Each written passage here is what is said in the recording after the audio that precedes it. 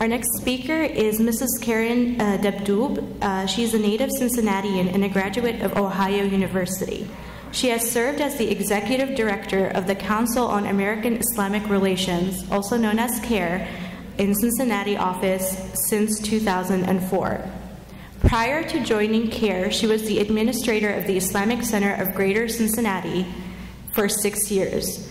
She also worked in local government and business for many years prior to that. Mrs. Dabdoub has served the Greater Cincinnati community in many ways as a commissioner with the Cincinnati Human Relations Commission, as a founding member of Muslim Mothers Against Violence, and as a member of the Martin Luther King Coalition of Cincinnati. She has been a member of the FBI Multicultural Advisory Council and the Kentucky Commission on Human Rights. She was also a member of Friends of Open House Cincinnati Chapter, an international organization that worked to bring about peace and understanding between Palestinian and Israelis. Please help me in welcoming Ms. Karen Dabdoub.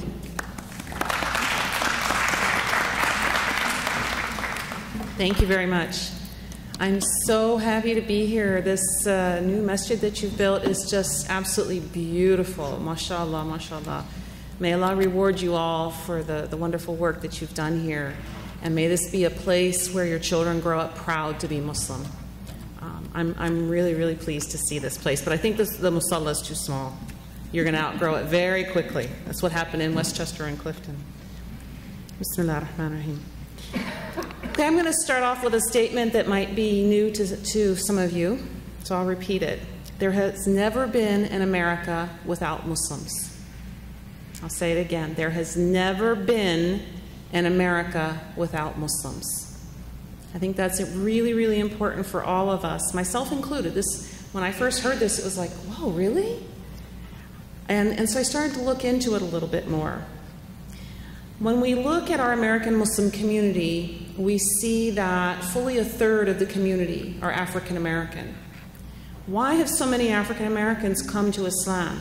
Well, for lots of different reasons, just like white Americans like myself and Imam Ismail come to Islam through different paths, I will say, not for different reasons, but through different paths.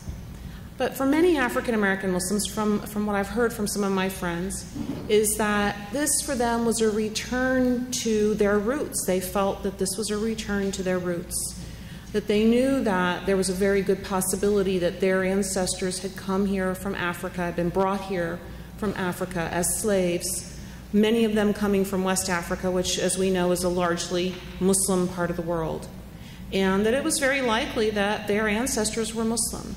And I have friends who, one friend in particular, who told me about her great aunt, who used to always, she was Christian, but when she washed, she would always start with the right side first and wash 3 times and then the left side. And when my friend became Muslim, she said to her aunt, but that's what the Muslims do. That's a Muslim tradition. And her aunt said, no, that's just what we do in our family. But it was very obvious that this was, a Muslim tradition in wudu that has been passed down through the centuries, and they just don't know anymore where it came from. So when we look at the history of slavery in the United States, we see that the first slaves were brought to what is now the United States of America in 1619, so 400 years ago, in Jamestown, Virginia. And we know that the history of slavery in this country ran all the way through 1865, at the end of the Civil War, when slavery was outlawed. And as I said, the estimate is that the American Muslim population is approximately a third African American.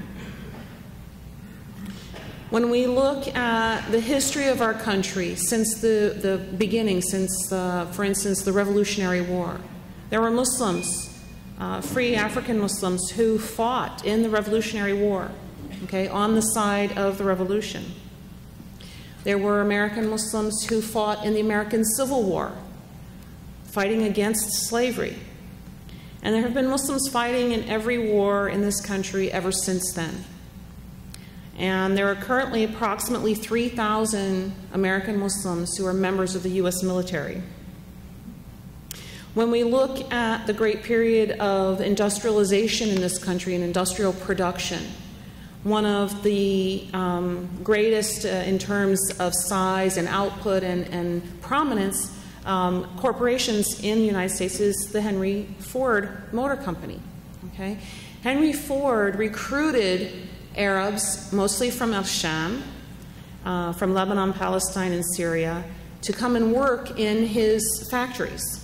Many of them were Christian Arabs, but also there were Muslims among them. And one of the stories goes that one of the reasons why he recruited these people to come and work in his automobile factories in the early 1900s was because they didn't drink. They showed up to work. They weren't hungover. They came on time and they did their work. Okay? So they were good workers, and he was offering twice the wage that other companies, other manufacturing companies were offering at that time. What was the wage he was offering? $5 a day. And people were flocking to Dearborn, Michigan to work in the Ford motor plants. And so this is one of the reasons why we have such a large Muslim community today in Dearborn.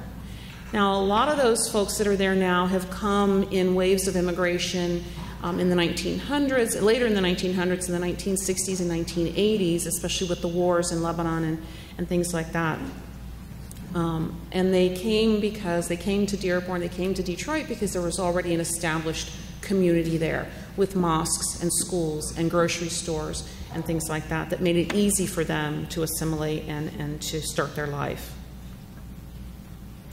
So we can see that Muslims have a long history in this country going back 400 years to the very, very beginning. So don't ever let anybody tell you that as a Muslim that you're not American. And don't ever let anybody tell you the lie that this country was founded as a Christian country or that it was a country founded only for Christians. Both of those are lies. The inclusion of Muslims, Jews, and even Hindus was an important point in the hotly debated question of religious freedom during the Constitutional Convention of the late 1780s, when the Constitution of our country was hammered out over a hot and sweltering summer in the city of Philadelphia. And Muslims were specifically mentioned when they were discussing the idea of religious freedom. Now, that time, that point in time, that point in history, they called us Mohammedans, which of course we find offensive. But that was the word that they used back then. And as the Imam said, Thomas Jefferson was somebody who was familiar with Islamic teachings. He studied John Locke, and John Locke studied Islamic scholars. And these are where the ideas came from the very beginning, for things like a pluralistic society with religious freedom, okay? A separation between the government and the military, the administrative part of the government and the military, and that the military was under the control of the civilian part of the government. There are many, many ideas that came from Islam and came through many of the European philosophers and came to, as they're called, the founding fathers, and I'm sure there were founding mothers as well, in our nation. People like Benjamin Franklin and John Adams and Thomas Jefferson and many others. So while this country is majority people who are Christian or affiliated even loosely with the Christian faith, there have always been people in this country of other faiths. And so that's really, really important for us to remember from the very beginning. When we look at more of the established Islamic history in this country, we see that the very first mosque was built in, of all places, Ross, North Dakota, by Syrian and Palestinian and Lebanese immigrants. And the second oldest mosque in the United States, the first one in Ross, North Dakota was built in 1929. The second one was established in Cedar Rapids, Iowa in 1934. So even the history of mosques in this country goes back almost 100 years. Now, of course, we know that nowadays, in our current time, that there are those, including some running for president, unfortunately, who claim that Muslims are outsiders in the United States and that we need to be kept out or monitored or carry IDs or be surveilled, that we should be suspected, and on and on and on. We hear all kinds of awful things coming from them. But if we know our American history, we can see that that simply just is not true. As Imam Ismail said, Islamic values are American values, and American values are Islamic values. American values, at least when I was growing up in the 60s and 70s, American values were considered to be things like honesty, hard work, caring for your family, helping others, giving in charity, justice, a belief in God, courage. These are all values that Americans would claim as American values. What do we consider to be our values as Muslims? Some of the very same things.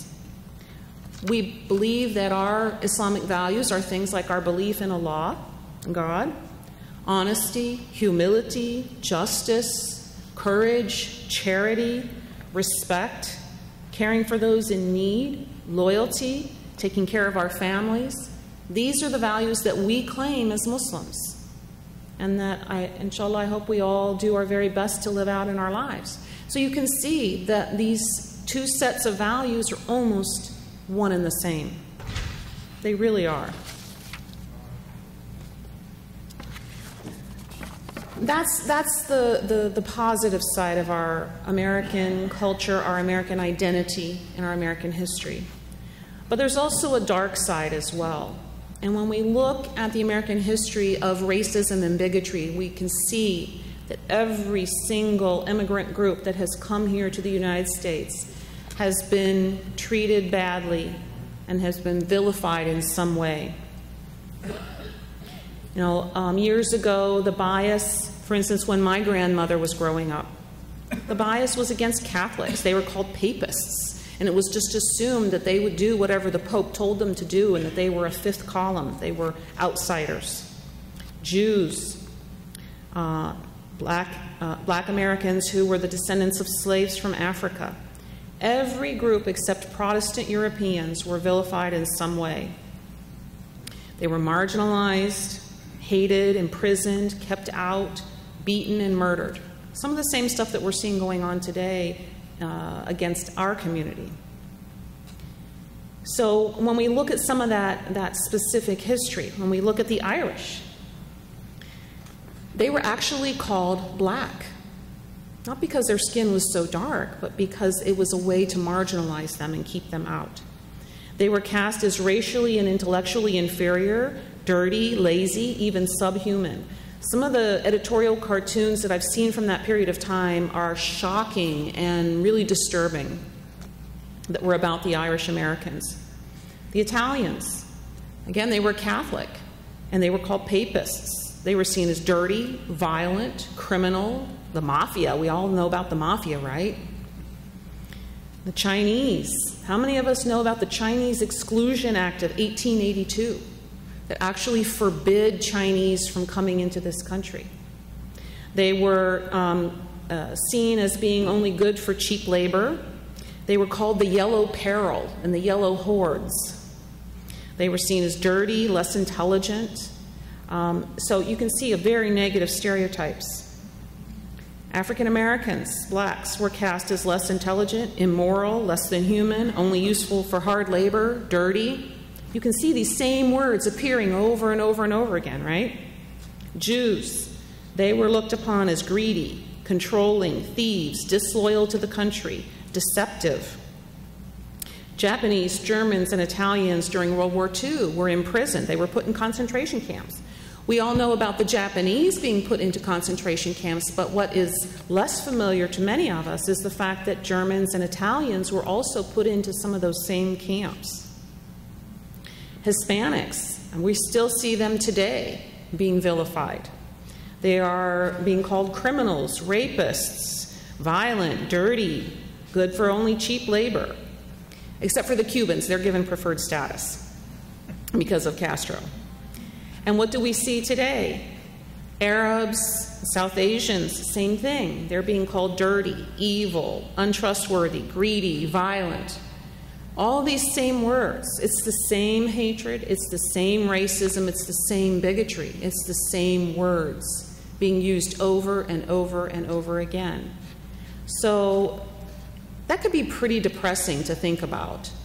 But I think the sort of silver lining in there is the fact that when we look back and we see now that we've had a Catholic president, we've had a black president. Who knows, we may end up with a Jewish president if Bernie Sanders gets elected. You never know. But, you know, every single one of these groups has kind of gone through the fire and has come out the other side. And they're now fully integrated members of the American society. And nobody looks at the Irish or the Italians anymore and says, oh, they're, you know, this, that, and the other. Okay? They are fully American. And that's where we're going to get to as well. It's going to take some struggle. It's going to take a lot of hard work from each and every one of us.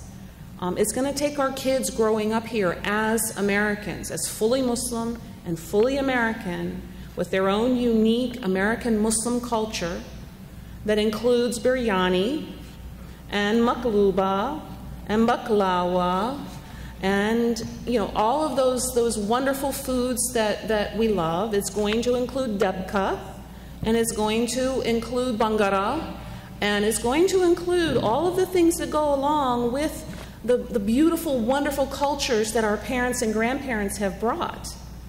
People like my husband, okay?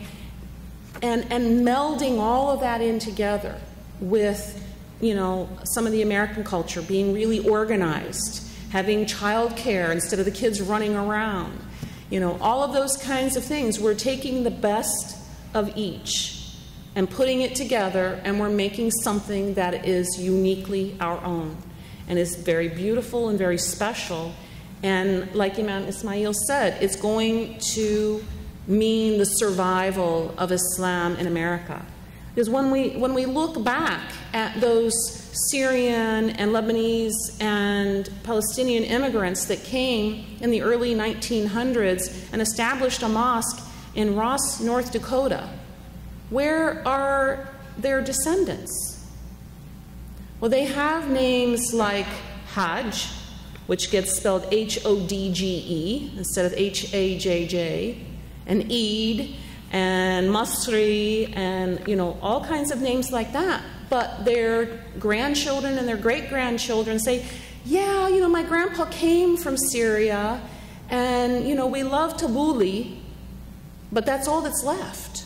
Their Islam got lost. We don't want to see that happen to our children and our grandchildren. And a place like this beautiful masjid is going to make sure, inshallah, that that doesn't happen. But also creating our own unique American Muslim identity. And American Muslim doesn't just mean people like me and Imam Ismail because we were born here, okay? Because your kids were born here too, okay? My kids and my grandkids were born here. And yes, they know that their roots are in Palestine because my husband is Palestinian. But they also know that they're American, and there's nothing wrong with that. So what is our role as Americans and as Muslims?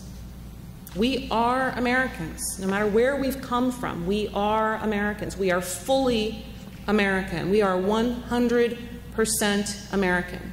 I don't care what color your skin is. I don't care what your last name is or your first name. I don't care if you speak English with an accent or don't speak English at all. You are 100% American if you are an American citizen. We don't have first-class and second-class citizenship in this country. Your naturalization certificate doesn't say second-class citizen, okay? There's only one status, one class of American citizenship. So we know that our Islam can coexist in this country and can coexist with other people and other faiths and other communities, other ethnicities in this country, and can do so peacefully and prosperously and even beautifully. We are a people who believe in Allah. We love God and His prophets. We are honest, hardworking, law-abiding, intelligent, polite, neighborly, caring, giving, vibrant people that have education, culture, manners, and much to contribute to this nation. And not just in terms of our culture, but also in terms of the values that we embody in our everyday lives. And that's really, really important. You know, one of the things that is really, really frightening to me right now, and I'm sure to many of us here, if not all of us, is during this current election season, what we're witnessing is a coarsening and a lowering of the level of discourse in this country, the level of conversation, how we talk to each other. And it's gotten down into the gutter, into the mud. It's gotten nasty and disgusting and just really, really horrible. And it's very frightening to me that no matter who wins the presidential election this year, and Allah forbid that it's you-know-who, but when he goes away, his followers are still out there. They're our neighbors, they're our co-workers. They're not going away, okay? And we need to be there. We need to be there with a message that says that we are Muslims, we are Americans, we're proud to be Muslim Americans. And this country needs the healing, needs the message of Islam. Even if people don't become Muslim, that's fine. We can't force our religion down anybody's throat. But the values that we as Muslims embody is so important to this country. You know, we see that fewer and fewer people are getting married. Marriages are failing at an ever greater rate. More and more children are being born outside of marriage. This drug epidemic with heroin and all that is spreading like wildfire in this country. And the people of this country need moral guidance, whether it comes from our religion or any other. It's the only thing I believe that's going to save this country, is the moral guidance of people who believe in God and whose lives are rooted in a belief in God and a worship of God, and who have lived their lives in a straight way that's in accordance to what God wants us to do, living all those many values that we listed earlier. So, this is our home. This is my home. This is your home. This is the home of our children and our grandchildren. And so we get to decide what kind of a home this is going to be. But it's going to take work. It's going to take a lot of effort.